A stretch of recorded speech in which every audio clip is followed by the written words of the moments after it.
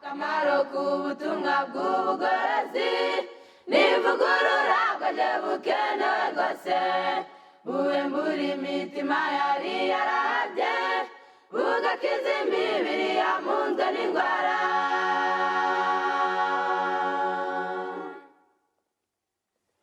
Akamaro k'ubutumwa bw'ubugorozi n'ivugurura bwaje bukenewe rwose ivugurura iyo rigeze mu mutima riga ibyaha byari byibasiye umuntu ubwo imibereho igahinduka misha hashingwa umushinga wo kunezeza abandi.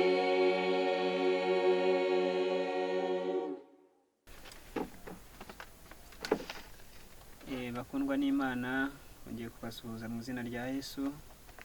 Uyu ni wa mwanya tugiye gutangira ikiganiro cyacu ku bari hirya no hino duteze amatwi.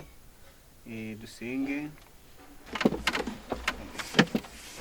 Turagushimye Data mwiza, turaguhimbaje, tugushimiye ineza n'urukundo rwawe byabanye natwe ikabana n'abaduteze amatwi. Izina ryawe rihabwe icyubahiro. Amen.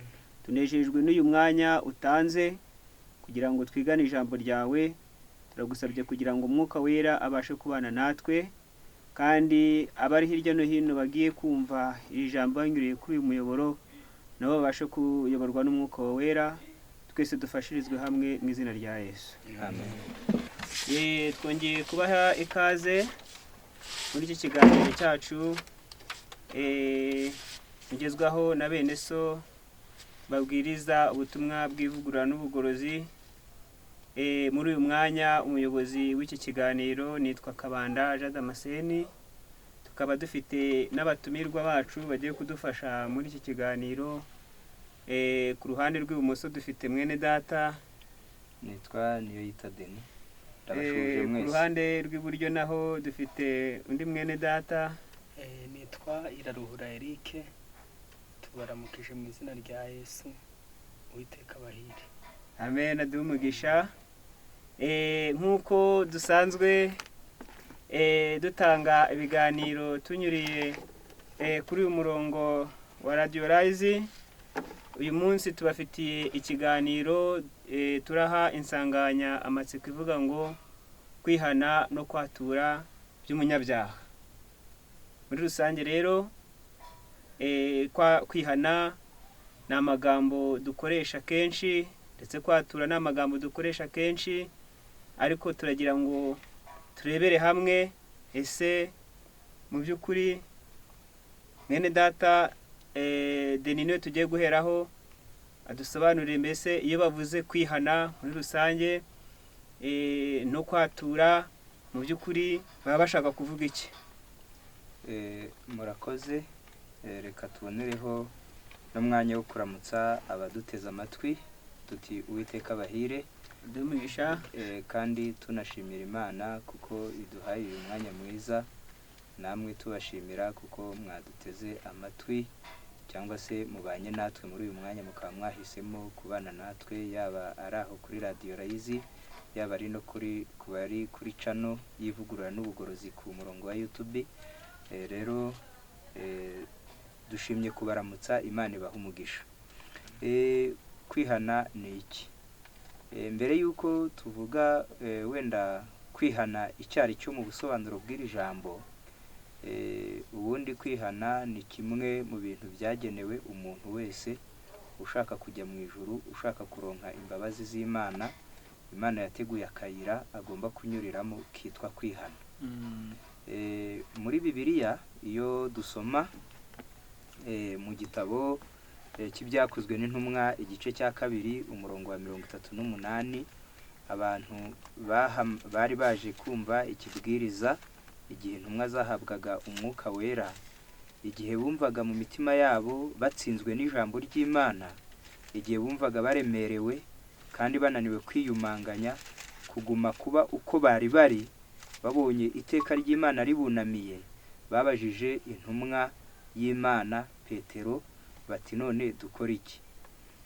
Umurongo wa 37 na 38, abo bantu bumvise ibyo bibacumita mu mitima, nuko babaza Petero n'izindi ntumwa bati bagabo bene data mbese tugire dute 38 Petero arabasubiza ati nimwihane umuntu wese muri mwe abatizwe mu izina rya Yesu kugira ngo mubone kubabarirwa ibyaha byanyu kandi namwe muzahabwa impano y'umwuka wera. Rero kwihana nakayira Imana yaciye inyurizamo abanyabyaha bashaka kubabarirwa kugira ngo bemerwe n'Imana kandi kugira ngo bazahabwe ijuru. Rero ni icyangombwa gikomeye umuntu wese uduteza amatwi amenye yuko kugira ngo azabashe kubona ijuru, kugira ngo azabashe kubabarirwa n'Imana, abone imbabazi zayo kandi yemerwe n'Imana, nuko asabwa kunyura mu kayira kitwa kwihana. Kwihana rero iyo dusomye mu gitabo cyitwa kugana Yesu, icyigisho nyine cyitwa kwihana, aranditse ngo kwihana rero ni ukubabazwa n'ibyaha no kubicikaho. Ntiwareka ibyaha utiyumvisemo ububi bwabyo, kandi kubicikaho byanikize ntibyatuma duhinduka by'ukuri. Hariho benshi bayoberwa kwihana nyakuri. Abantu benshi baterwa agahinda nuko bacumuye ndetse bagahinduka byanikize kuko batinya ingaruka y'ibyaha. Umuntu akavuga ati ndamutse nsambanye narwara sida. Umuntu akaba ari icyo gusa atinya, adatinya gusambana, ahubwo icyo atinya ari sida. Umuntu akavuga ati ati nibyo, ati none ati dore bari kuronda, ati kandi ndabona bagiye kumfata. Agahinda umushyitsi, agatinyishwa nuko bagiye kumufata, ariko yabaye batari bumufate yumva nta kibazo cyari gihari. Mbese atari gutera intambwe yo kwihana. Atari gutera intambwe. Rero kwihana ni ukubabazwa n'ibyaha no kugira umugambi wo kubicikaho. Kugira agahinda mu mutima, ishavu, umuntu atewe gusa nuko yacumuye, akaba yababaje Imana, akaba yahiyemukiye, akaba yabangamiye abandi. Ibyo byonyine bikakurya, nubwo nta zindi ngaruka muri ubu buzima byazibonekamo, nubwo nta wundi wakubona, nta n'undi uzabimenya, ahubwo kumva wahemukiye Imana bikagutera ishavu n'agahinda mu mutima. Rero wenda ntari nasoza, njya gusoza, uku kwihana cyangwa se uku kubabazwa n'icyaha kwanditswe mu gitabo cy'Abakorinto, mu gitabo cy'Abakorinto, urwandiko rwa mbere rwa kabiri rw'Abakorinto, igice cya 7 umurongo waho wa 9 n'uwa 10. Yego. None ndishimye, icyakora sinishimishijwe nuko mwagize agahinda, ahubwo nuko ako gahinda kabateye kwihana. Kuko mwagize agahinda ko mu buryo bw'Imana, ngo mutagira icyo mubura ku bwacu. Agahinda ko mu buryo bw'Imana gatera kwihana kuticuzwa, nako kukazana agakiza. Rero kwihana ni ukubabazwa n'icyaha umuntu yakoze, agasigara yicuza kuba yahemutse, kuba yakoze ibibi, akumva bimubabaje mu mutima, umutima ukameneka. Ibyo ni by'Imana irebamo, ikavuga ngo uyu muntu burya mbese ni nko kwigenera igihano. Ubwo mu mvugo wenda y'Ikinyarwanda, kwihana ni nko kwiha igihano kandi kigukwiriye bikakubabaza. Nta kindi gihano rero umunyabyaha yakwiha keretse kubabara mu mutima, ubundi nta kindi yakwiha. Ndumva ari aho ngaho. Eni data arakoze rero, amaze kudusobanurira yuko iyo bavuze kwihana ni igihe umuntu ubwe atekereza ku cyaha yakoze, nkurikije amagambo maze kudusomera, maze kudusobanurira. Noneho icyaha muri we akumva ko hari icyaha yakoze, akumva ko yababajwe nacyo, akumva ko kimuteye agahinda, noneho agatera intambwe yo kumva yuko muri we hari icyo akwiriye gukora kugira ngo cya cyaha abashe kugira ngo kimuhanagurikeho cyangwa se kibashe kumuvaho. Nkeka hari ari muri ubwo buryo adusobanuriye yuko iyo agahinda kamaze kugera mu muntu, wa wundi wakoze cya cyaha, wa wundi wakoze rya kosa, yumva adatekanye, akumva harabuze amahoro. Noneho kugira ngo yumve aragira amahoro, yumva aratekana, agafata intambwe yo kwihana. Noneho ku rundi ruhande twabaza mwene data Eric, ese mu by'ukuri bamaze kudusobanurira iryo jambo ryo kwihana, ko umuntu yihana ari uko yababajwe n'ibyaha, kandi mu nsanganyamatsiko yacu dufite yuko ari ukwihana ndetse no kwatura by'umunyabyaha. Ese umuntu ho yatura byagenze gute, ko tubonye ko umunyabyaha aho yihana ari uko yakoze ibyaha, kandi nabwo ari uko byamubabaje? Ese umuntu ho yatura ryari? akoze cyane. Amasomo dushobora gushingiraho atera umuntu kwatura, ubundi nk'uko twahereye kuri mugenzi wacu ko yasobanuye uburyo umunyabyaha yihana amaze kugira umutima umenetse, amaze kugira agahinda.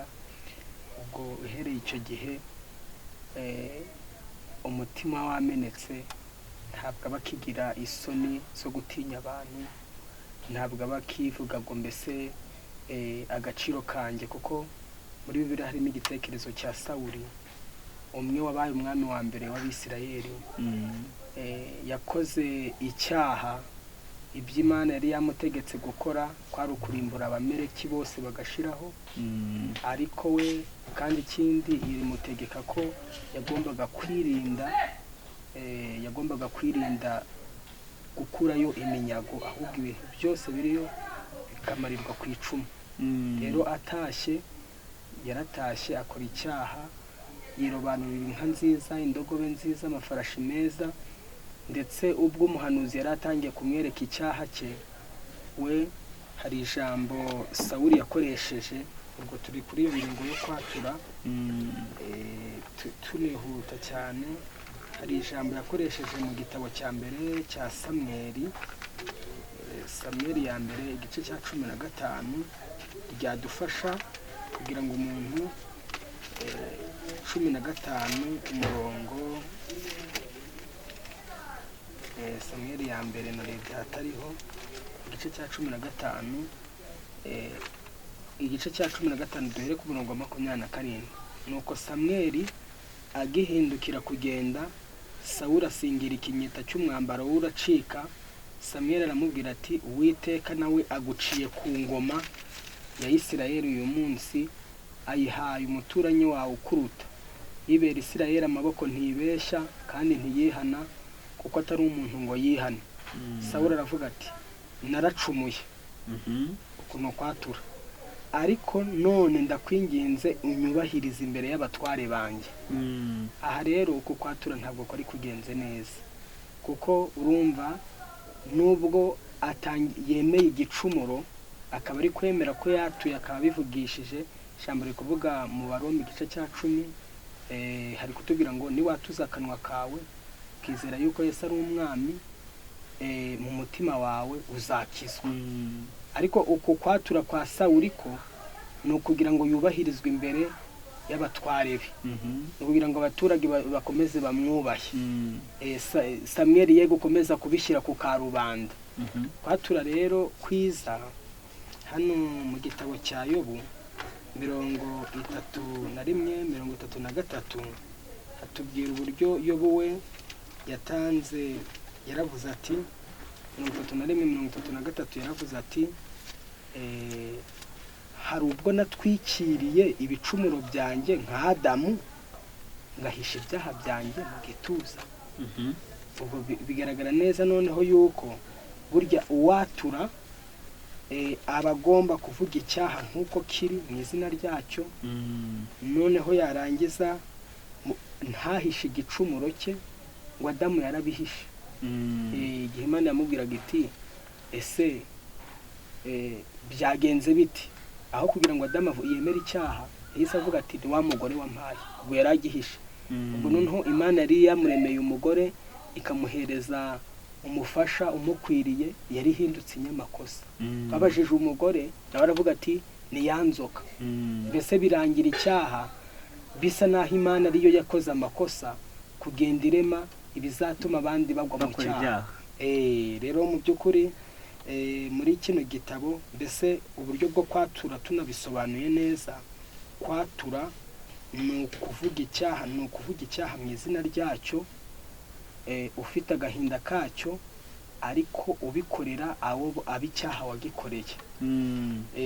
Hano muri Yakobo igice, tubibutsa ko mu migani 28 ko harimo undi murongo uri kutubwira ngo utwikira ibicumuro bye ntazagubwa neza, ariko ubyatura akabireka azababarirwa. Hano muri Yakobo naho rero harimo igice, mu gice cya 5 umurongo wa 16 hategeka abakristo ko ibyaha byakozwe abantu igihe bakoze ibyaha rwose abantu bakaba babyimenyeho, bakaba bashaka kwihana, bakaba bashaka kugira ngo bazabone imbabazi z'Imana, bagomba kunyura inzira yo kwatura. yego Ariko icyaha cyakorewe ku mugaragaro kikaturirwa ku mugaragaro cyangwa se mu ruhame, icyaha cyakorewe ahiherereye kikaturirwa kubo wagiriye nabi. Si ngombwa ko ibyaha byose bishyirwa ku mugaragaro, kuko n'ubundi biba bitakorewe byose ku mugaragaro. 5:16 haranvuze ngo mwaturirane ibyaha byanyu kandi musabirane kugira ngo mukizwe. yego Ndumva twagarukiraho. urakoze mwene data Eric. Nkuko nawe maze kudusobanurira kuri ingingo igendanye no kwatura, muri makeya nkurikije ubusobanuro butanzwe n'ijambo ry'Imana, kwatura ni ukuvuga ibyaha.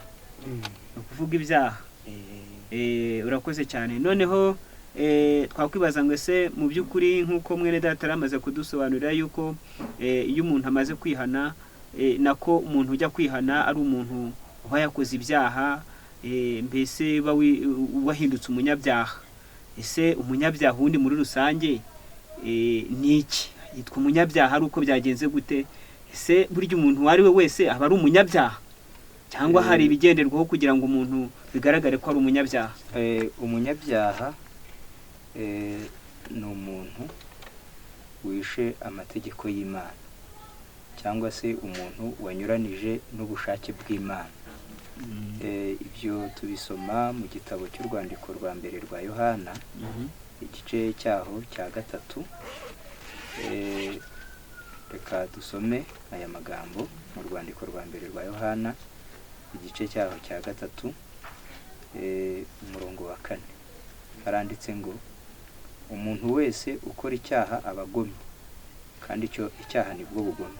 Hepfo mu busobanuro bw'aya magambo baranditse ngo umuntu wese ukora icyaha aba yishe amategeko, kuko icyaha ari ukwica amategeko.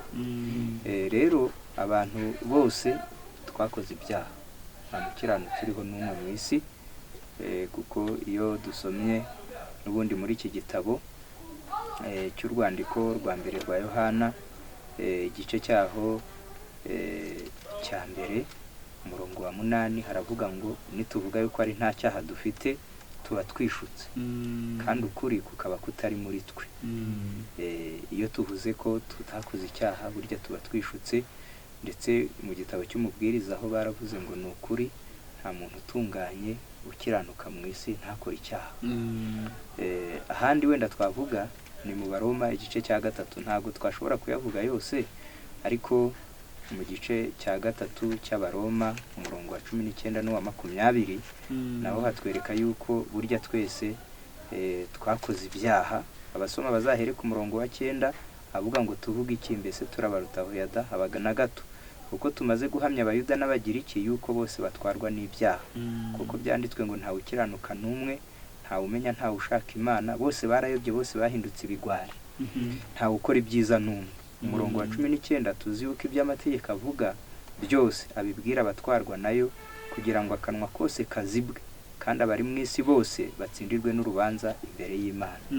Rero umuntu wihana ni umuntu, ubundi twese turi abanyabyaha, ariko abantu bose ntibihana. Ahubwo usanga bamwe ndetse n'abihana nabyo hari n'igihe izi ngingo ebyiri turi kuganirira hamwe, kwihana no kwatura ku munyabyaha, cyangwa se kwihana ibyaha no kubyatura. Ubundi ni ingingo ebyiri zijya kujyanirana, ariko abantu bajya bitiranya. Abantu barabyitiranya. Umuntu yaba yakoze icyaha agahagarara imbere y'iteraniro akavuga ati rwose mumbabarire nakoze icyaha.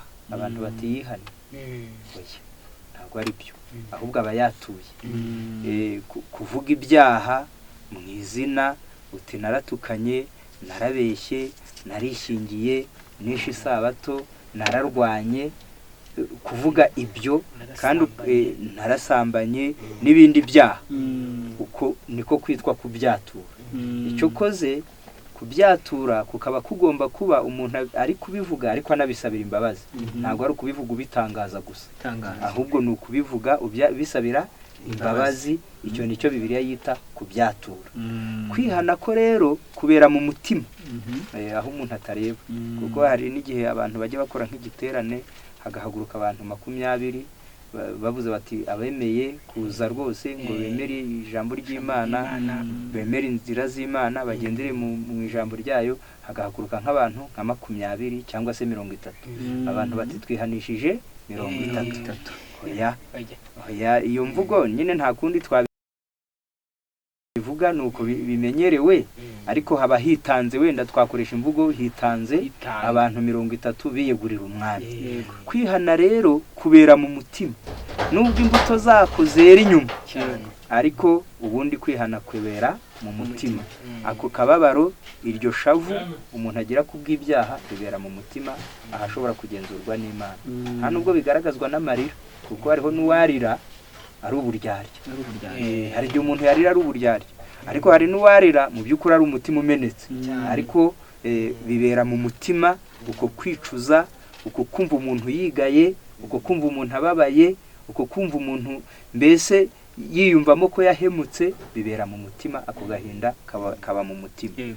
Noneho nkuko nyine wari wabaje utese abantu bose basabwa kwihana. Ni ukuri twese dusabwa kwihana nimba dushaka kuzajya mu ijuru. Umuntu wese ushaka kuzajya mu ijuru, umuntu wese ushaka kuzabona agakiza, umuntu wese ushaka kwemerwa n'Imana, umuntu wese ukeneye imbabazi z'Imana, akwiriye kwihana, kuko twese twakoze ibyaha.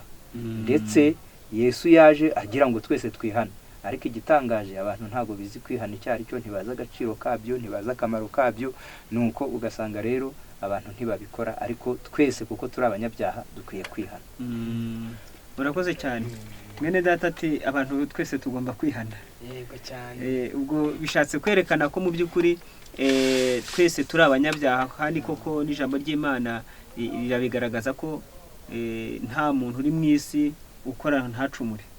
Bivuze ngo twese rero mu maso y'Imana tugaragara nk'abanyabyaha. Ariko hari akandi kagingo umwene data akomojeho, aravuga ati hari uburyo abantu bajya bashobora kuza agahagarara imbere y'abantu, agasaba nk'umwanya, akagira ibyo avugira imbere y'iteraniro, ari byo byagaragajwe nk'uburyo bwo kwatura, akagaragaza n'amarangamutima, akarira, cyangwa se akagira indi nyifato ashobora kugaragaza ariko bisa nkaho bigaragaza ko yihannye.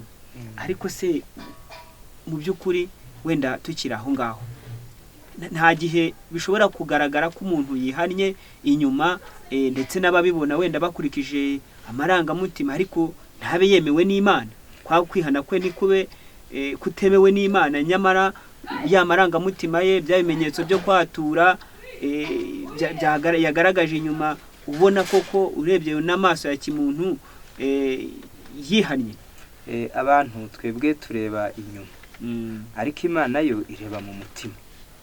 Rero ubundi nyine hari abantu bajya bayoborwa n'amarangamutima, kandi kwihana ntabwo ari amarangamutima, nta nubwo ari igishyika. Kuko hari abantu guhagarara imbere y'abandi bisanzwe binanira, no mu buzima busanzwe, mu bindi bisanzwe atari n'ibyobokamana, guhagarara imbere y'abandi bikamunanira, kuvugira imbere y'abandi bikamunanira. Nanone umuntu ashobora kuririra imbere y'abantu, nyamara mu rwiherero atari buririre imbere y'Imana. Ntago rero Imana yabyemera. Ariko hari n'igihe umuntu yananirwa kwihana kukuri, akaba yakwatura ariko mu mutima bitarimo. Wenda reka mvuge nk'abo Bibiliya yatanzeho ingero, handitsemo uwitwa Baramu yishwe n'ubwoba. Cyagihe marayika yaramuhagaze imbere afite inkota mu ntoki. Andi gusoma ni mukugana Yesu muri cya cyisho cyo kwihana ku rupapuro rwa 17 muri iki ngiki mfite. Noneho igihe marayika yaramuhagaze imbere, yabonye marayika agiye kumucamo kabiri, afite inkota y'umuriro. Baramu aratinya, hinda umushyitsi. Nuko arangije rero Baramu aratura, ariko ntago byemewe n'Imana. Kwihana kwe ntago kwemewe, kuko yaturiye kugira ngo arokoke inkota ya marayika. Ariko mu by'ukuri mu mutima icyo cyaha atakiretse, mu mutima icyo cyaha kitamuriye. Undi ni uwitwa Yuda Isikariyota. Amaze kugambanira Yesu, yaravuze ati nakoze icyaha kuko nagambaniye amaraso adafite urubanza. Matayo 27:4 ni hayo magambo yanditse. Yemejwe n'umutima ucumuye, yumva urubanza icyamuteye ubwoba, yumva urubanza ruteye ubwoba rumuriho, atinya amateka y'Imana. Amaherezo y'ibyo yari yakoze yatumye amarwa n'ubwoba, ariko mu mutima we nta shavu rikomeye rishenjagura umutima ryari rimurimo. Yagiye no kwimanika. Buri umuntu wimanitse uri kumva ntako atari yagize mu buryo bw'abantu. Yari amarangamutima ya kimuntu. Ayo nta marangamutima ya kimuntu. Ajya kwimanika ntako atari yagize mu buryo bw'abantu, ariko si mu buryo bw'Imana. Rero yari yagambaniye umwana w'Imana utagira inenge, akihakana uwera wa Isirayeli. Nuko arangije aravuga ati iteka kubona nahagarara agapfa ndeba ntago bishoboka. Ariko Petero wari wamwihakanye nawe yagize agahinda mu mutima, arangije ajya gupfukama hahandi Yesu yapfukamye Getsemane. Mu mutima babaye ahamena amarira hamwe Yesu yaririye, nawe yumva agize ako gahinda ko mu mutima Imana iramwemera. Undi muntu nawe ni uwitwa Farawo. Farawo nawe ubwo yababazwaga n'amateka yaraciriweho n'Imana, icyago kimwe kije, yaravuga ati ibi byago birampitana. Wakababazwa n'ibyo bihombo, akababazwa n'ibyo byago, ariko atababajwe n'uburemere bw'icyaha mu mutima cyo kugundira abana b'Imana akabakoresha uburetwa. Ntibyigeraga bimubabaza. Niyo mpamvu byamaraga guhita akavuga ati ariko bancitsera. Dabaga mbese ari nko gutinya ibihombo. Yatinyaga ibihombo. Ubundi abantu bose bihanira batura by'inyuma kubw'ingaruka baba batinya ibihombo. Noneho ariko ubw'icyago kimwe cyashiraga, yarongeraga kigamba ku Mana yo mu ijuru. Abo bose barizwaga n'ingaruka z'ibyaha, ntibarizwaga n'ibyaha ubwabyo. Na Esawu igihe nawe yari amaze kugurisha umurage w'umwana w'imfura, amaze kugaruka mbese ari kurya ibiryo yumvaga nta kibazo, ariko amaze kuza agasanga umugisha Yakobo yawujyanye, yararize aravuga ati data nta mugisha n'umwe wampaye. Mbese ntabwo yarijijwe n'imigisha y'iby'umwuka imucitse, ahubwo yarizwaga n'imigisha y'iby'umubiri ahombye.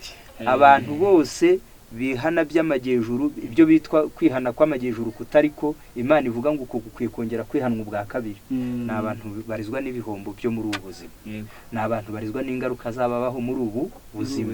Rero ibyo umuntu ashobora kwatura rwose imbere y'iteraniro, ndetse abizera bakavuga bati amina nyinshi itsindagiye, abamukunda bakamukora mu ntoki batigaruka, bati rwose naho mu mutima Imana yabigaye itabona byemewe. Zaburi ya 51:17, ibitambo Imana ishima ni umutima umenetse, umutima ushenjaguwe, Mana ntuzawibagirwa. Nubwo ibihombo byabaho muri ubu buzima, nubwo bagutwika, nubwo ingaruka zaba zihari zishishana, ariko mu mutima hababajwe nuko wahemukiye Imana kandi yo yaragukunze. Icyo ni Imana rero. Kuri abo bantu wenda turagira ikindi kintu, abo nibo kino gitabo cyitwa inama zigirwa itorero, mu cyigisho cyacyo cya 5 handitse ngo God requires that we confess our sins, ipaje 47 y'Icyongereza, and humble our hearts before him, but at the same time we should have confidence in him as a tender father who will not forsake those who put their trust in him. Imana irashaka yuko twatura ibyaha byacu kandi tukicisha bugufi n'imitima yacu imbere yayo. Muri uwo mwanya tukagira ibyiringiro muri yo, tukayizera, tukizera yuko ari umubyeyi w'umunyampuhwe kandi utazaciraho iteka cyangwa se utazanga abantu bose bamushiraho ibyiringiro. Hepfo rero haranditse ngo many of us walk by sight. Benshi muri twe bajya bagendana ariko bayobowe n'ibigaragara. Umuntu akatura akavuga ati mu by'ukuri nk'umuntu nkanjye w'umuyobozi w'itorero, umuntu nkanjye w'umuvugabutumwa, umuntu nkanjye mu by'ukuri wari umuririmbyi, icyubahiro narindi diakoni, ese akareba kuri ibyo bigenza gute ibigaragara. Avuze ngo ibyo ntabwo bikwiriye igihe abantu bari kwihana, baravuze ngo ahubwo abantu baba bakwiriye kuyoborwa not walk by sight but by faith. Ese aho kugira ngo tuyoborwe n'ibigaragara ahubwo tukayoborwa no kwizera. Noneho hepfo handitse ngo God does not give us up because of our sins. Ntabwo Imana ijya itureka kubera ko twakoze ibyaha. We may make a mistake and grieve his spirit, but when we repent and come to him with contrite heart, he will not turn us away. Baravuze ngo Imana ntabwo ijya itureka kubera ibyaha byacu. Dushobora gukora amakosa akomeye, dushobora kubabaza umwuka wayo, ariko iyo twihanye kandi tukaza dufite imitima imenetse, mu by'ukuri ntabwo Imana izatwirengagiza. Amen. Urakoze cyane. Mu by'ukuri byerekanye yuko umuntu wihana cyangwa se wa muntu utera ya ntambwe yo kwatura akagera kwa kwihana kwemerwa n'Imana, ni wa muntu udashaka kugira ngo agaragaze gusa amarangamutima, ahubwo aba yabanje kwiyumvamo cya kintu mwene data dusobanuriye cyo kubabazwa n'icyaha, atari ugutinya ingaruka, atari ugutinya ibihombo birabaho, cyangwa se kugira ngo agarurirwe icyizere na bagenzi be cyangwa mu itorero nk'uko mumaze kubitwereka, ahubwo mu by'ukuri ari agahinda kari mu mutima, abona koko byamutandukanije n'Imana nk'uko babitweretse ko iyo umuntu akoze icyaha cyangwa kugira ngo umuntu akore icyaha, ni ya mico, ni ya mimerere yo kwica amategeko y'Imana, kandi iki gihe byamutandukanije n'Imana. Noneho rero tugarutse kwa ku kagingo kagendanye no kwatura, ese mu by'ukuri ibyaha byose bigeze kubakomoza, ariko turagira ngo se nkaho ukadusobanurira neza ibyaha byose byaturwa kimwe, cyangwa hari n'ibyo umuntu ashobora kwatura, hari n'ibyo adashobora kwatura. Noneho urakagendana n'aka kagingo kavuga ngo ese birashoboka ko umuntu ashobora kwatura ariko atihannye? Nakoze cyane. Mu by'ukuri ibyaha byose nk'uko twabivuze kare, icyaha cyose gikozwe muri kiriya gitabo cyitwa Kugana Yesu, tubwira yuko ibyaha byose bikozwe bikorwa mu nzira zitandukanye. Hari ibyaha tugirira Imana, hari n'ibyaha tugirira bagenzi bacu. Kenshi rero ibyaha tugiriye bagenzi bacu, hari n'ibyo tugiriye bagenzi bacu ariko bikamenywa publicly, bikamenywa na rusange. Nk'ubu ni umusore runaka ateye umukobwa w'abandi inda, nicyo ni icyaha mu by'ukuri kigaragarira abantu bose. Mbese ukiri aho ngaho, nubwo wenda nabansa nkaho kuguca mu ijambo, mbese icyaha aba yakoze, uwo musore aba yakoze icyaha cyo gutera inda, aba yakoze icyaha cyo gusambana, hagati aba yakoze ikihe cyaha? Icyaha cy'ubusambanyi. Urakoze cyane. Itegeko rya 7. None iyo umuntu akoze nk'icyo cyaha rero, kandi nyuma kigaragariye na mu maso y'abantu, ibimenyetso byacyo bikagaragara, ibimenyetso byacyo bikagaragarira abantu, uwo muntu icyo cyaha kiba kigomba kwaturirwa mu ruhame. Yego. Noneho ariko hari n'igihe umuntu akoze icyaha ariko akakigirira mugenzi we. Ni umuntu runaka, wenda urugero rwiza ndi buse gutanga rwakumvikana vuba, ni umuntu runaka ugurije mugenzi w'amafaranga, nta wundi muntu uhari. Ubwo yewe nubwo wa wundi ajya kumurega, akaba nta bimenyetso ashobora kugenza gute kuba yabona. Icya mbere nta resi bafitanye, icya kabiri nta n'abahamya b'ibyo ngibyo byabaye. Rero ariko wa wundi wakoze icyaha kubera ko ashaka gukiranukira Imana, icyaha kikamurya, kikamuraza ku ijuru, akumva rwose arababaye. Yarangiza uwo ni uhaguruka rero icyo gicumuro akajya kucyaturira mwene se, yego, ari we yanacumuyeho. Ngo ntabwo ajya imbere y'iteraniro, ahubwo ajya imbere ya mwene se. Noneho ubwo akamwaturira, akamusaba imbabazi, ariko icyitonderwa agasubiza n'ibyo yari yaribye. Niko ijambo riri kutubwira muri Ezekiyeli. Noneho hakaba rero n'ibyaha tugirira Imana. Dushobora kubitekereza ku bandi ariko tuba duhemukiye Imana. Nk'ubu ngubu ntekereje ngewe nkakugirira ishari, nkumva rwose ngomba no kuzagushakira imiti y'uburozi yo kukwica. Ubwo icyo ni icyaha nagiriye mu mutima wanjye, ariko ubwo muri Bibiliya hari kutubwira ngo uwangira mwene se mu mutima nawe ni iki? Ni umwicanyi. Ubwo nabaye umwishi w'amategeko y'Imana. Icyo rero nacyo ntabwo nzajya kukihanira mu ruhame mu rusengero, umpagarara imbere mvuge ngo njyewe Eric ngo rwose nakoze icyaha, ngo mwene data ngo dukorane umurimo w'Imana, ngo rwose cyangwa se dukorana mu kazi runaka namugiriye ishari numva rwose nzanamuroga. Oya, ibyo ntabwo ariko bigenda, ahubwo icyo ni icyaha wakoze ukigirira Imana. Ubwo icyo cyaha rero kihanirwa hehe? Kihanirwa iyo hirya iyo mu rwiherero, aho uba uri kumwe n'Imana yikuzi, nawe ubwawe wiyizi, ugasuka hasi iyo mitwaro yawe yose. Sinzi ikindi kibazo cya kabiri wari wabajije. Narimbajije iki kibazo cyavuga ngo mbese kwatura, umuntu ashobora kwatura ariko atihanye. Umuntu ashobora kwatura ariko atihanye, nk'uko twari twamaze na mwene data yari yamaze kubigaragaza muri za nyandiko yo mu kugana Yesu. Aho twabonye ba Farawo, aho twari twabonye na Sawuli, abo bose mu by'ukuri baravugaga bati nacumuye, nakoze icyaha, sibyo? Noneho uko ni ukwatura, ariko mu by'ukuri kagahinda kabyo ko kumva ko wahemukiye iki? Imana. Ako gahinda kabari ntako. Urakoze cyane. Urakoze cyane. Mbe mu by'ukuri niho hahandi n'amarangamutima ashobora no kugaragara inyuma, ariko mu by'ukuri mu mutima umuntu atababajwe n'ibyaha. Umuntu akarira. Hari nk'umwe twigeze tubona araza imbere y'iteraniro, maze aratura, ararira, ibimyira biraza.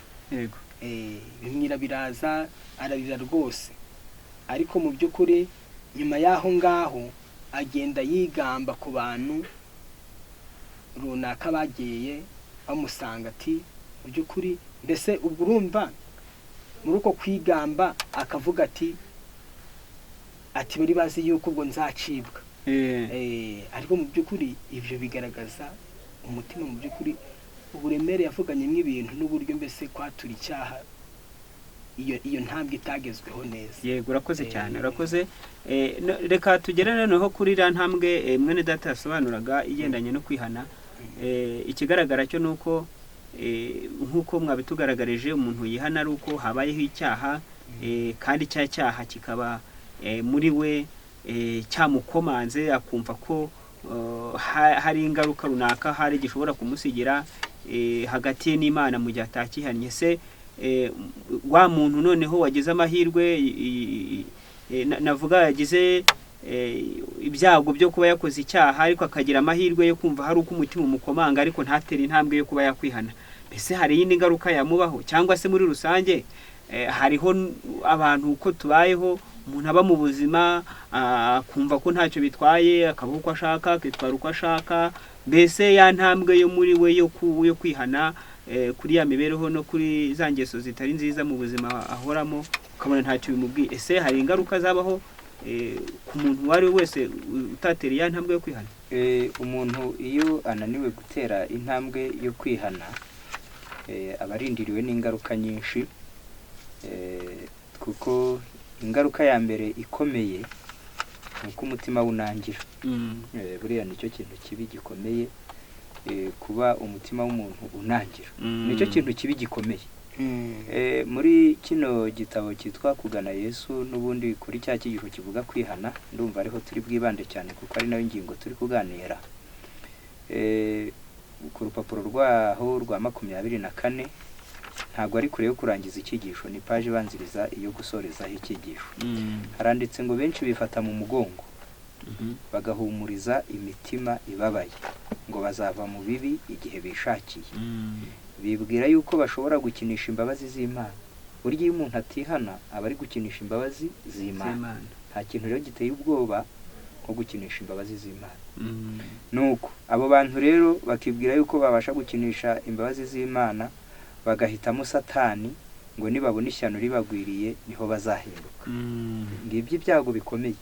ubwa mbere ni ugukinisha imbabazi z'Imana. z'Imana. Ibyago bya kabiri ni ukwihamagarira Satani wibwira ko hari igihe uzamucika. Ntago bipfa koroha. Icya gatatu ni ukugira umutima unangiye. Icya kane ni ukurangirirwaho n'imbabazi z'Imana.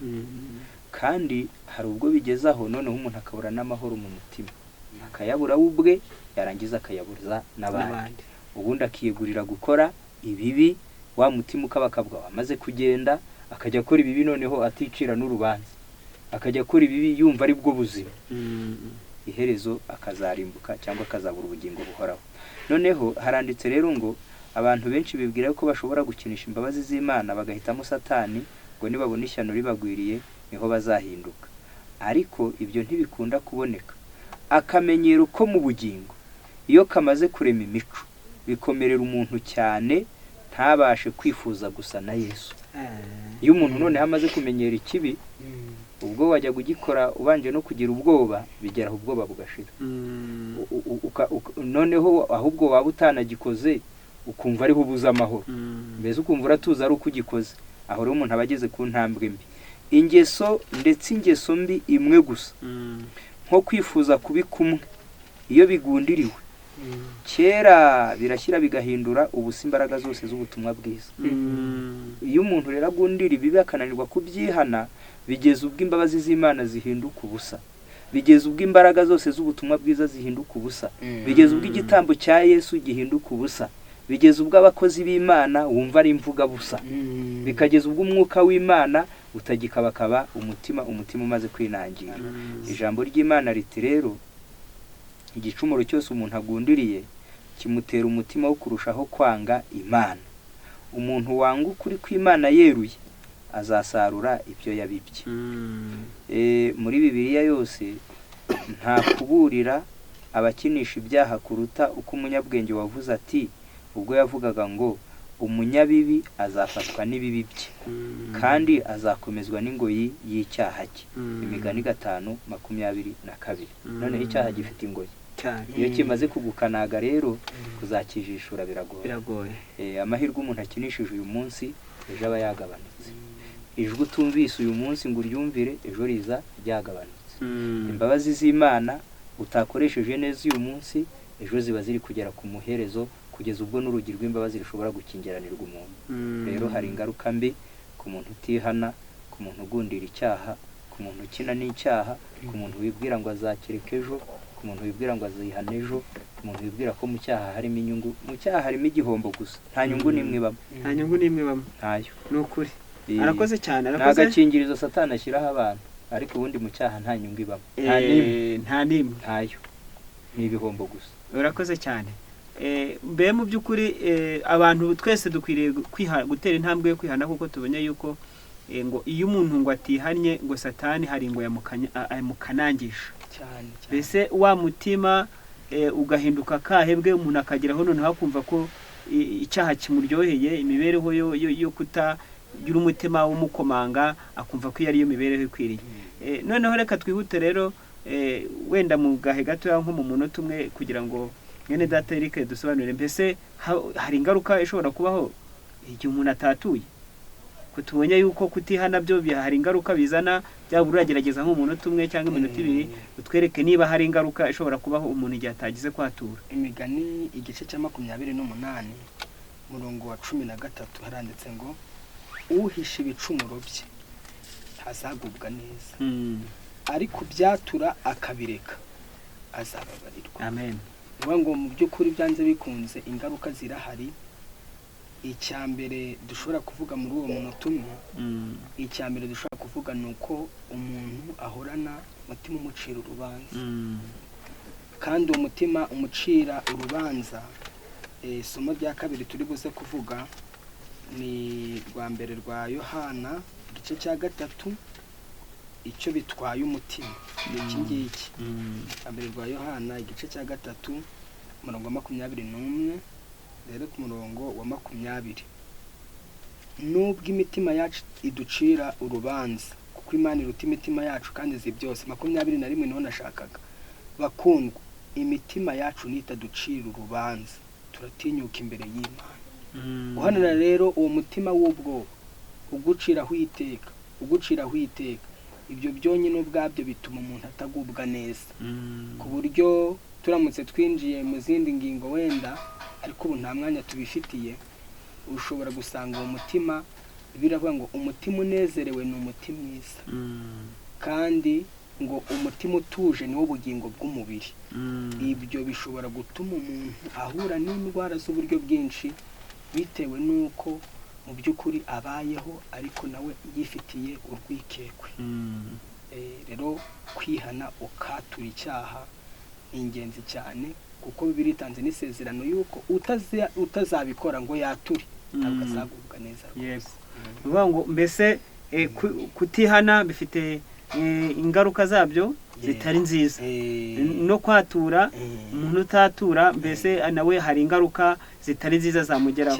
Bivuze ngo mbese igihe umuntu yakoze icyaha agatera intambwe yo kwihana no kwatura numva nanjye hari icyo navugaho. Yego. Mu by'ukuri icyo koze umuntu we iyo yihannye bivuye ku mutima ntabwo ari kenshi ananirwa kwatura, ariko ibihe byinshi umuntu ananirwa kwatura kuko atihana. Yego. Kuko atihana cyane rwose. Umuntu kenshi ananirwa kwatura kuko atihana, ahubwo ugasanga hari n'igihe abantu bari kumuhata ngo ariko bivuga ariko ngo wasabye imbabazi, ariko mu mutima bitamubabaje hakaba nubwo yabikora. Yego. Ariko mu by'ukuri kunanirwa kwatura kandi wumva nawe icyaha ukemera kandi nawe wumva mu by'ukuri kikubabaje aba ari ubupfu. Aba ari ubupfu, ntabwo ari byiza. Impamvu nk'uko babitubwiye hari ibyaha umuntu yaturira Imana, none ubundi bwo kunanirwa kujya kubwira Imana ibyaha byawe ariyo utezeho imbabazi kandi ari cyo kigezo ariko rugero yashyizeho ngo urugenderemo ukarinda gupfana ibyaha kandi nawe ubyiyumvamo kandi nawe nabikubujije amahoro bigutera igihombo, warangiza ntujye kubibwira Imana, ubwo ntuburi nk'umwana w'uruhinja ushaka guhisha nyina umwohagira ubwambure. None se ubwo umwana w'uruhinja yashobora ate guhisha nyina ubwambure? Mu by'ukuri uri kumva ni ibintu bitari byo, ntabwo ari byo. Noneho icya kabiri ku ruhande wenda rwo kwaturira abantu kuri bya byaha bamenye nk'abo wabigiriye, ubundi iyo wahemukiye umuntu mu by'ukuri ubutaye agaciro imbere ye, kugarura ako gaciro kawe ni ukwatura. Iyo umuntu rero ataturiye uwo yahemukiye burya abatumye agaciro ke kagabanuka cyangwa kagatakara burundu. Ubwo rero ni ukwigabaniriza agaciro. Ubundi iyo wakoreye umuntu icyaha nta handi wakwepera ngo agaciro kawe kagaruke keretse gusaba imbabazi. Nta handi wagarura icyizere cyawe. Iyo ukoze icyaha utakaje icyizere, kugira ngo icyizere ukigarure ni uko ugomba kwatura. Iyo rero utaturiye wahemukiye burya ubutakaje agaciro, ubutakaje icyizere. Noneho rero nk'abakora ibyaha bisabwa gusabirwa imbabazi mu iteraniro byo, iyo uramutse utatuye gusaba imbabazi haba ubwo uteranya abantu. Hari igihe abantu bateranya mu ngaruka byatera, ugasanga abantu bari gukomana imitwe, hakaba hari abagukunda urukundo rw'ubujiji bakajya bavuga batari kuyiwe kuki mutamukoresheje, atari kuyiwe kuki mutemeye kwaririmba. Ugasanga bishoboye guteza intambara muri sosiyete cyangwa se mu iteraniro bitewe nawe wananiwe kwatura gukura abantu mu rujijo ngo uruhure imitima y'abantu. Kandi iyo umuntu ananiwe kwatura bituma ubufatanye n'abandi bumunanira. Yego. Aho yagomba gufatanya n'abandi bakajya bamuheza, bakajya bapanga bakavuga turiya we rero ari mu bibazo, afite ibibazo bimuriho ntarabikemura. Mbese ubwo umurimo wakagombye gukorana n'abandi, umurimo wakagombye gukorera Imana, uwo murimo ukawuburira uburyo, ukabura umwanya, kandi na bene so bakabana nawe bagukemanga kubera yuko wanze kwatura. Kutatura rero bifite ibihombo byinshi. Urakoze cyane. Tugana ku musozo w'ikiganiro cyacu ku nsanganyamatsiko twari turimo kwiga ivuga ngo kwihana no kwatura k'umunyabyaha. Mu by'ukuri rero abatumirwa bacu bamaze kudusobanurira neza by'ingingo, kandi ngira ngo ahari buri wese yasobanukiwe neza n'intambwe zo kwihana. Mbese iyo umuntu atangira ku rugendo rwo kwihana batweretse amahirwe ashobora kuba hari yaboneka mu kwihana ndetse no kwatura. Muri rusange rero turabashimiye ku bantu bose baduteze amatwi ku kiganiro cyacu, kandi turabashimiye namwe mwabatumirwa mwe. Natwe turabashimye kandi n'abaduteze amatwi twabashimye rwose. Imana iduha iyo mpano yo kwihana no kwatura. Nta soni zirimo. none se isoni zakagombye kubaho umuntu ari gukora icyaha none uharangije kugikora nta bundi buryo nta yindi nzira iyo niyo nziza Imana yaciye rero dukwiye kuyinyuramo abatwumva bose rwose bajye babikora kugira ngo babone agakiza k'Imana kugira ngo tubashe kuyigarukira. Murakoze cyane rero ndumva ikiganiro cyacu twagisubikira aha ngaha kubw'igihe dufite naho ubutaha murakoze Imana ibahe umugisha. Mwene data nawe ari budusengere. Twongeye kugushima data wera uri mu ijuru, tugushima uburinzi bwawe bwabanye natwe muri iki kiganiro, izina ryawe rihabwe icyubahiro. Amen. Utweretse ingingo z'ingenzi mu gakiza kacu, turakwinginze ngo ari twe n'abari baduteze amatwi twese iri jambo turihereze agaciro kandi turyungukiremo kugira ngo ari twe n'abumva ridukira iteka tukazabona ubugingo, izina ryawe rihabwe icyubahiro. Amen. Tugiye gutandukana, turakwinginze ngo abumvise wohereze imbaraga yawe y'umwuka wawe wera kugira ngo barusheho gufashwa n'iri jambo, kandi natwe uzaduha amaherezo meza twese hamwe n'abatwumvise, tubikwatse mu izina rya Yesu. Amen. Amen.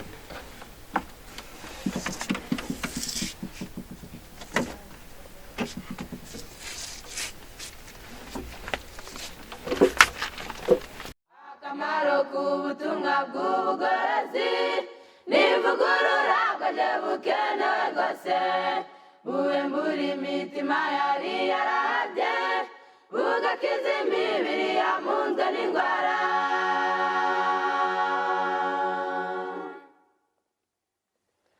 Akamaro k'ubutumwa bw'ubugorozi n'ivugurura bwaje bukenewe rwose, ivugurura iyo rigeze mu mutima riga ibyaha byari byibasiye umuntu, ubwo imibereho igahinduka misha, hashingwa umushinga wo kunezeza abandi.